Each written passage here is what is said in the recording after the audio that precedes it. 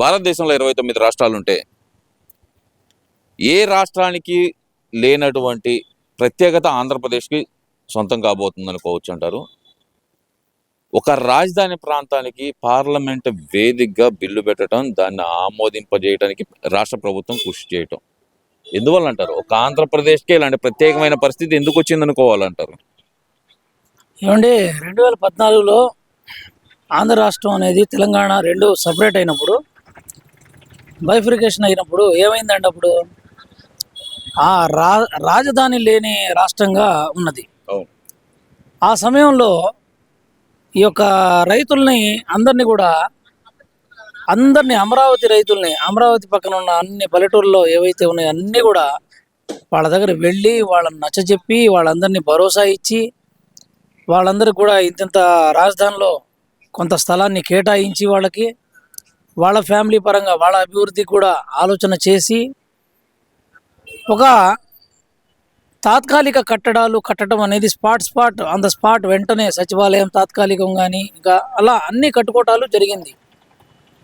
రాజధాని లేని రాష్ట్రం అన్నమాట. ఆ టైంలో ఎంత దారుణం అంటే, ఆ టైంలో అప్పులు ఉన్న ఏమో ప్రాఫిట్ ఏమో తెలంగాణకి వెళ్ళింది, కోట్ల రూపాయల ప్రాఫిట్లో ఏమో తెలంగాణ ఉంది. అసలు సంపాదన ఏమీ లేని రాష్ట్రంగా మన ఆంధ్రప్రదేశ్ ఉన్నది. ఆ దారుణమైన ఆ టైంలో అమరావతిని రాజధానిగా చేయటానికి 30 తిప్పలు పడి ఎంతో కూటమి నాయకులు కానీ ఆ టైంలో ఎంతో కష్టపడి ఆ యొక్క ఇదిని తీసుకురావడంలో చంద్రబాబు నాయుడు గారు కానివ్వండి, లేకపోతే అప్పుడు మనతో పాటు నిలబడిన పవన్ కళ్యాణ్ గారు కానివ్వండి, అని ముందుకు తీసుకెళ్లడంలో ఎంతో శ్రమించారు. ఆ గ్రామాలని ఒప్పించడంలో కానివ్వండి, మినిస్టర్లు కానివ్వండి, అందరూ కూడా ఆ గ్రామాల వివిధ ప్రజలందరినీ కూడా వాళ్ళందరినీ ఒక లైన్లో తేడానికి ఎంతో కష్టపడి ఒక అమరావతిని తీసుకురావటం జరిగింది. ఆంధ్రప్రదేశ్ రాష్ట్ర రాజధాని అమరావతి అనే ఒక స్టైల్లో ఒక బ్రహ్మాండంగా నడిచే ధోరణిలో, ఎందుకంటే అమరావతి అంటే ఒక చరిత్ర కలిగింది. అది ఎంతో హిస్టారికల్గా అక్కడ బుద్ధుడి యొక్క ఇది ఉంది, అక్కడ నడియాడిన నేల అది. పైగా రెండోదేమో తర్వాత నాగార్జునుడు కూడా ఇదున్న నేల అది. అలాంటిది అత్యద్భుతంగా ఆధునీకరణంగా చేయాలనే ఉద్దేశంతో కనీసం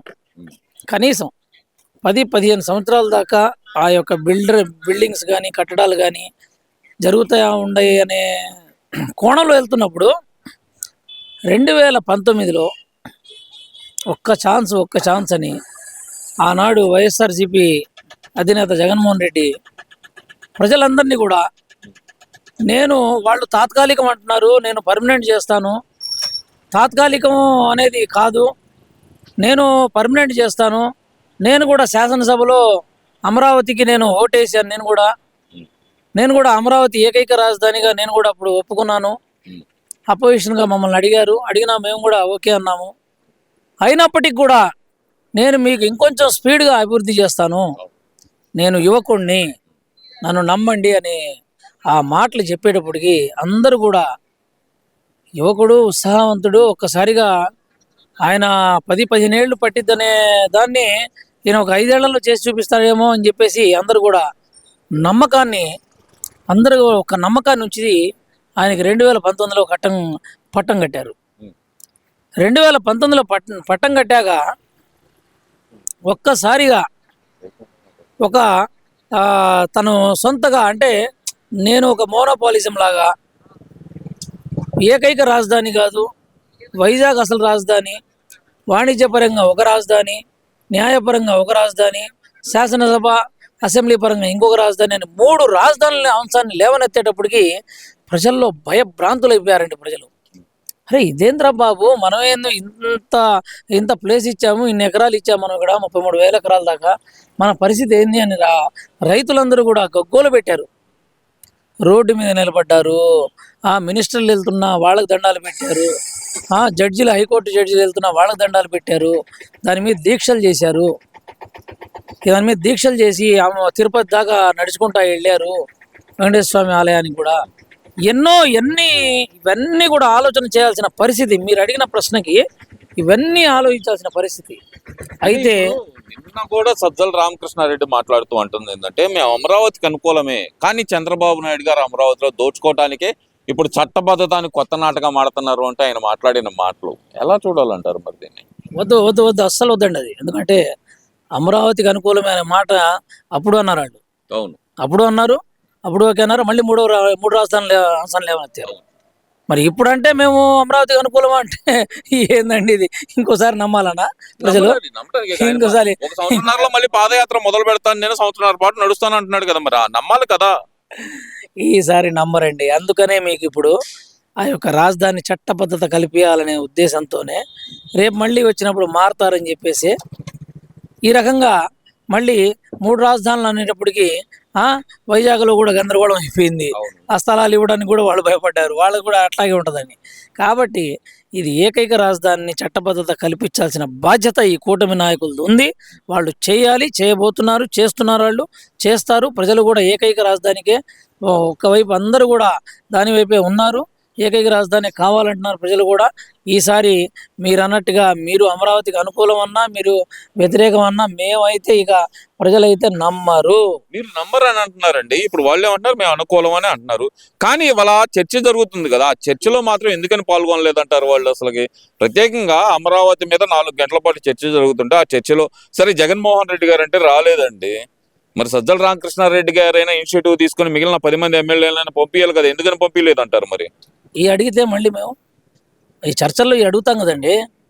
అప్పుడు మీరు అనుకూలం అని శాసనసభలో చెప్పారు కదండి, అసెంబ్లీలో చెప్పారు కదా. చెప్పినప్పుడు మళ్ళీ మీరు మాట మార్చారుగా. మళ్ళీ ఇప్పుడు మేము అయ్యే అడుగుతాం, మీరు వస్తే మరి అడుగుతారని అడగరని ఏంది గ్యారంటీ? మాకు కావాల్సింది ఏంది? చట్టబద్ధత, దానికి కంపల్సరీ, ఇది కంపల్సరీ అమరావతి ఏకైక రాజధాని అనేది కావాలి మాకు. ఎందుకు అది మధ్యలో ఉంది, అందరికి అందుబాటులో ఉంటుంది, అందరు రావడానికి పోవడానికి అందరికి కరెక్ట్గా ఉంటుంది. అన్ని విధాలుగా దాన్ని ఎంపిక చేయటంలో దానికి ఒక ప్రత్యేకత ఉంది కాబట్టి, దానికి ఒక ఫ్లాష్ బ్యాక్ ఉంది కాబట్టి, దానికి ఒక హిస్టరీ ఉంది కాబట్టి దాన్ని ఎంపిక చేశారు. ఇప్పుడు మిమ్మల్ని మీరు వాళ్ళు వస్తే మేము అడుగుతాం, తప్పనిసరి అడుగుతారు, ప్రతి ఒక్కరు అడుగుతారు. డిబేట్లో కూర్చున్నా, ఆడ కూర్చున్నా. సరే, దీని మీద జగన్మోహన్ రెడ్డి గారు ఎందుకని ప్రకటన చేయలేదంటారు? ఇప్పుడు చర్చ జరగబోతుందని తెలుసు, సజ్జల రామకృష్ణారెడ్డి గారు చెప్పేయటం ఏంటి? జగన్మోహన్ రెడ్డి గారు ఎందుకని చెప్పలేకపోతున్నారు ఈ మాట మరి? ఎందుకంటే అండి, వాళ్ళు ఆ టైంలో 3 రాజధానుల అంశాన్ని లేవనెత్తారు కాబట్టి అది మళ్ళీ ఎవరైనా ప్రశ్నిస్తే కనుక దాని గురించి ఏంటనేది చెప్పాల్సి వస్తుంది. ఇప్పుడు అందరూ కూడా పొద్దాకల హైకోర్టుతో ఎవరికి పని ఉండదండి. ఏదో ఇంపార్టెంట్ వాళ్ళకి ఏదో వాళ్ళకి ఏదో పెద్ద పెద్ద కేసులు ఉంటే కానీ దాంట్లో పని ఉంటుంది.